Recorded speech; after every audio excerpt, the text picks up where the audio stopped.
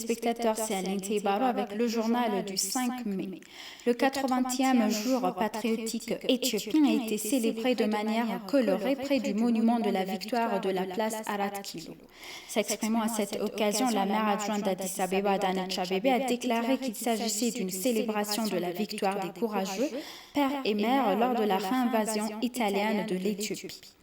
Adanéch Abeebe a rappelé que l'Italie avait tenté d'affaiblir la force éthiopienne en utilisant des divisions ethniques, religieuses et régionales pour affaiblir nos forces, mais que le plan avait échoué parce que les courageux patriotes avaient déjà compris le complot de l'ennemi. Il a également déclaré que la lutte sage et patriotique des courageux patriotes a donné à une génération un endroit où ils peuvent se lever et être fiers. Il a déclaré que les Éthiopiens devraient apprendre des courageux patriotes et être conscients du complot de l'ennemi pour diviser et renforcer l'unité. Pendant la cérémonie, les jeunes ont applaudi et acclamé et une fanfare a été exécutée.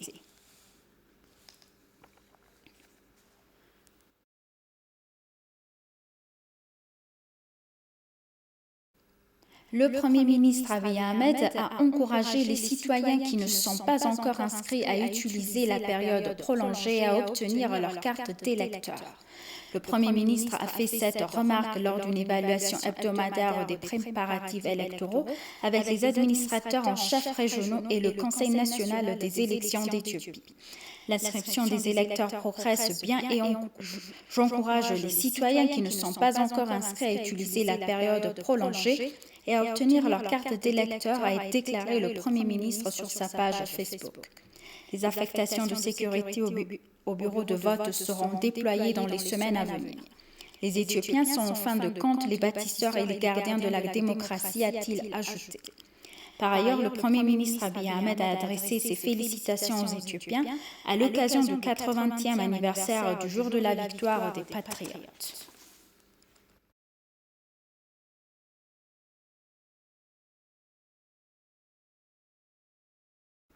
Le vice-premier ministre et ministre des Affaires étrangères Damak Amakonnen s'est entretenu avec le ministre des Affaires étrangères des Comoros, Douarir Doulmal. Il a appelé les deux pays à travailler ensemble dans les domaines de l'industrie, de la culture, de la civilisation et de la médecine, en particulier le choléra. Il a déclaré que son pays tenait à jouer son rôle dans le règlement pacifique des différends concernant le barrage. Damak Amakonnen a pour sa part rappelé la relation historique entre l'Éthiopie et les Comoros. Il a souligné la nécessité de renforcer encore la relation. Il a déclaré que la construction et l'achèvement du barrage sont en cours conformément aux déclarations de principe qu'il a été signé en 2015. Il a dit que l'Éthiopie est la source de 86% de l'eau du Nil, mais que l'Égypte utilise le fleuve depuis longtemps. Damak a déclaré que le Soudan avait exprimé son soutien au barrage dans le passé, mais avait récemment changé d'avis et faisait obstacle aux pourparlers tripartites tenus par l'Union africaine. Il a déclaré que la question du barrage était politisée et globalement opposée à la solution africaine au problème de l'Afrique. Il a salué les efforts de la mission de l'Union africaine en Somalie pour amener la question à une conclusion pacifique, remerciant les Comoros pour leur soutien à l'Éthiopie dans plusieurs forums.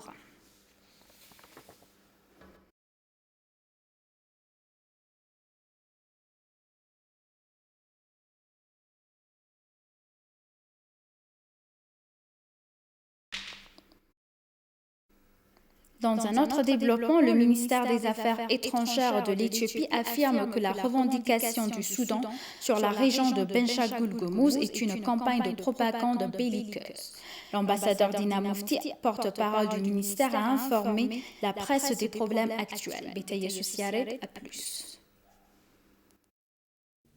Le ministère des Affaires étrangères d'Éthiopie a dû publier ce communiqué de presse en raison de la campagne de propagande injustifiée et provocante et de plus en plus belliqueuse du ministère des Affaires étrangères de la République du Soudan contre l'Éthiopie. Le ministère des Affaires étrangères du Soudan, dans son communiqué de presse publié le 1er mai 2021, a une fois de plus tenté d'induire en erreur le peuple soudanais et la communauté internationale sur des questions liées à la frontière entre l'Éthiopie et le Soudan et les négociations trilatérales sur le Grand Ethiopian Barrage de Renaissance. L'Éthiopie, en tant que vieux pays indépendant et souverain, a une réputation éprouvée dans le respect des traités internationaux et des obligations qu'elle a signées. La déclaration non fondée du ministère soudanais des Affaires étrangères vise uniquement à couvrir l'agression continue commise par le Soudan depuis 6 novembre 2020 en violation des principes internationaux, des accords bilatéraux et des mécanismes de délimitation conjoints mis en place. Les actions militaires hostiles sans précédent du Soudan, l'actuel président de notre organisation régionale, l'autorité intergouvernementale pour le développement IGAD, ont entraîné le pillage et l'incendie de propriétés, le meurtre de civils, ainsi que le déplacement de milliers d'Éthiopiens.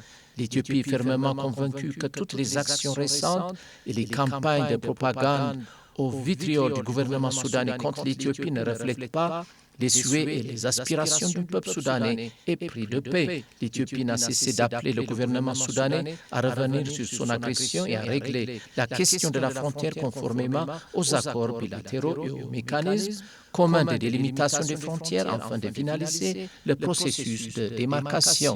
La référence dans la déclaration soudanaise à la région de Béchangul-Gumuz en Éthiopie est en effet tout à fait ridicule.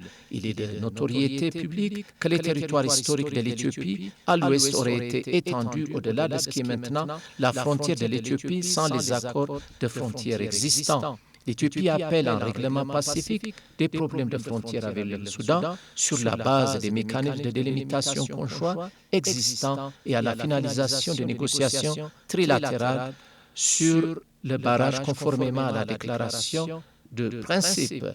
En fait, il n'est pas clair dont l'intérêt que les autorités actuelles au Soudan ont soudainement changé de position, bien qu'elles aient souligné à plusieurs reprises que le barrage a d'énormes avantages pour le Soudan.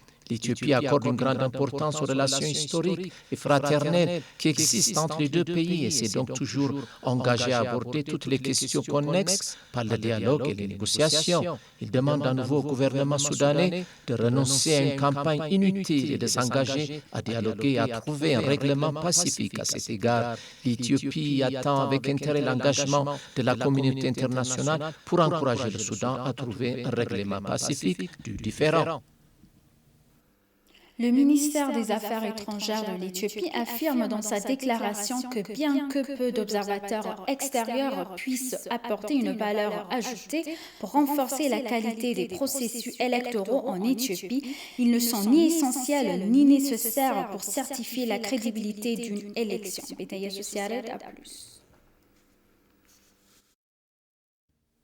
Le gouvernement de la République fédérale démocratique d'Éthiopie a appris avec déception la décision du haut représentant de l'Union européenne pour les affaires étrangères et la politique de sécurité d'annuler le déploiement de sa mission d'observation pour la prochaine élection générale. Le gouvernement a déployé tous les efforts possibles pour conclure l'arrangement administratif en vue du déploiement de la mission, mais sans succès. Lorsque l'UE a demandé à observer les 6e élections nationales, plus tôt cette année, le gouvernement éthiopien a immédiatement accepté et entamé des négociations de bonne foi sur le projet d'accord pour le déploiement de la mission d'observation. Toutes les institutions gouvernementales concernées et le Conseil électoral national d'Éthiopie ont participé au processus et alors que les travaux étaient en cours pour finaliser l'accord, le gouvernement a également salué et facilité la visite de la mission exploratoire de l'UE en Éthiopie il y a 2 mois. La mission exploratoire a eu un séjour productif et a eu des discussions avec diverses parties prenantes. C'est l'impression que le gouvernement a obtenue de la mission à l'issue de ces travaux et dont la recommandation ont par la suite conduit l'UE à décider de déployer la mission d'observation. Alors que le gouvernement travaillait sans relâche et dans l'espoir de parvenir rapidement à un accord sur la modalité de déploiement, il est très regrettable d'avoir appris que la question des équipements de communication a été présentée comme un facteur de rupture pour l'UE afin d'observer l'une des plus élections démocratiques espérées dans l'histoire du pays. En tant que partenaire stratégique important et fervent partisan du processus de réforme, cette demande de l'UE a surpris le gouvernement éthiopien car aucun de ces éléments n'a été une pomme de discorde lors des élections précédentes. À un moment où l'infrastructure des télécommunications en Éthiopie a fait d'énormes progrès en utilisant les dernières technologies disponibles, remettre en question l'efficacité et l'efficience de ces services n'est pas une raison convaincante de prendre la décision native d'annuler le déploiement de la mission. Dans le même ordre d'idées, l'UE a également rejeté la proposition de la partie éthiopienne d'inclure dans l'accord que les déclarations ou les commentaires publics de la mission d'observation avant la publication de ces constatations et conclusions préliminaires ne portent pas préjudice au processus électoral ou n'influent pas le processus électoral, perception du public sur le résultat de l'élection qui ne sera annoncé que par NEB. L'Éthiopie a dénoncé la campagne de propagande injustifiée, provocante et de plus en plus belliqueuse du Soudan. Le ministère des Affaires étrangères a répondu à la déclaration publiée par le ministère des Affaires étrangères du Soudan sur le grand barrage et le différend frontalier ithio-soudanais. Dans sa conférence de presse, l'ambassadeur Dina a abordé le conflit frontalier ithio-soudanaise et les prochaines élections générales ainsi que d'autres questions de diplomatie politique et économique. L'ambassadeur Dina a noté que le Soudan revendiquait récemment la région de Benshangul-Gumuz comme son propre territoire. La revendication, selon l'ambassadeur, est non seulement injustifiée et provocante, mais aussi une campagne de propagande de plus en plus belliqueuse. Le porte-parole a également déclaré que l'Union européenne a annulé sa mission d'observation électorale en Éthiopie. Selon Dina, cela intervient après que le gouvernement éthiopien ait refusé d'accepter la condition préalable illogique d'observation électorale de l'Union européenne. L'ambassadeur Dina a également évoqué le rapatriement de quelques 683 citoyens de Riyad en Arabie saoudite.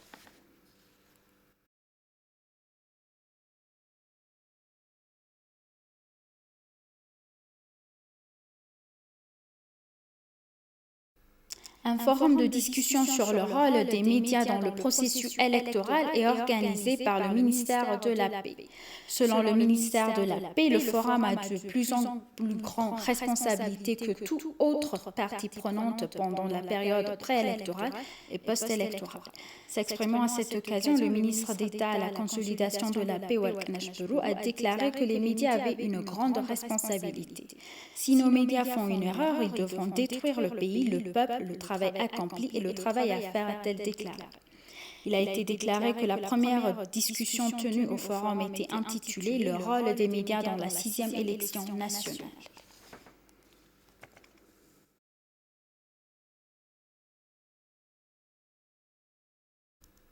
Des Éthiopiens vivant au Royaume-Uni, des Éthiopiens d'origine éthiopienne et des Érythréens se sont mobilisés pour soutenir le Royaume-Uni, a déclaré le ministère des Affaires étrangères.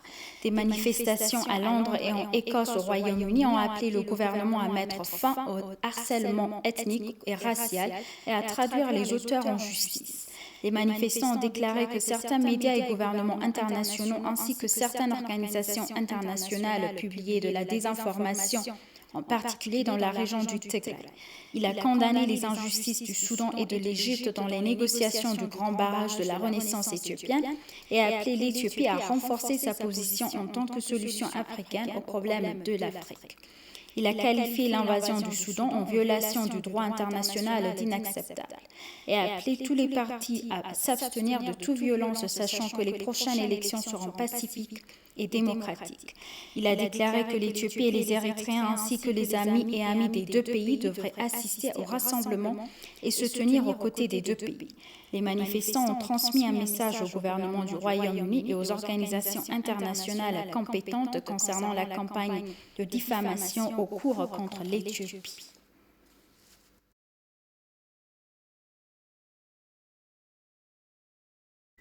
La Turquie estime que la négociation menée par l'Union africaine apportera une solution à l'amiable aux différends concernant le grand barrage de la Renaissance éthiopienne. Le pays soutient également l'effort de la paix de l'Union africaine dans la région de la Corne, a déclaré l'ambassadeur de Turquie en Éthiopie, Yaprak Alp, a été langue.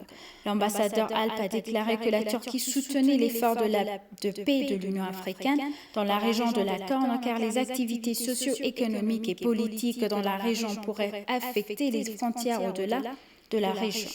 Au cours des 15 dernières années, la Turquie a progressivement intensifié ses liens politiques et économiques avec les pays africains. Son implication est devenue plus visible en Afrique subsaharienne, en particulier en Afrique de l'Est.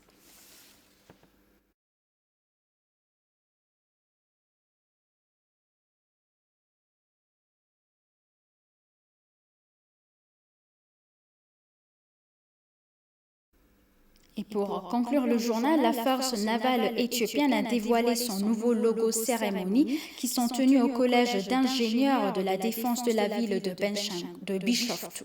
Le chef d'état-major de l'armée, le général Birhanu Jula, le commandant de la force navale, l'amiral Kundu Gezu, et des attachés militaires d'autres pays ont présidé l'événement. Le logo est disponible en rouge, blanc et jaune, où le rouge symbolise le sacrifice et la disponibilité, le blanc représente la paix, la connaissance, la sueur et l'identité, et le jaune signifie l'espoir pour la nation et son peuple. Le logo dévoilé est une ancre qui est un symbole international de la marine et un bouquet d'olives qui révèle sa capacité résolue. La force navale éthiopienne a été dissoute après que le pays ait perdu son accès à la mer Rouge près de 3 décennies avant la cession de l'époque province d'Érythrée. Aujourd'hui, la nation s'efforce de reconstruire sa force navale dans le cadre de réformes militaires.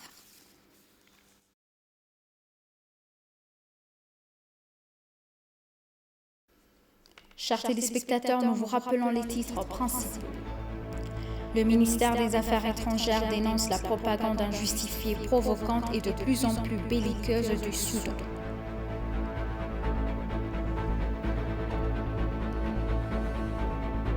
L'ambassadeur de Turquie a déclaré que la négociation tripartite dirigée par l'UA apportera une solution à l'amiable aux différends sur le grand barrage. Merci, chers téléspectateurs. C'est la fin du journal. C'était Aline Teibar avec le journal. Restez avec nous avec le reste des programmes. Bonne journée.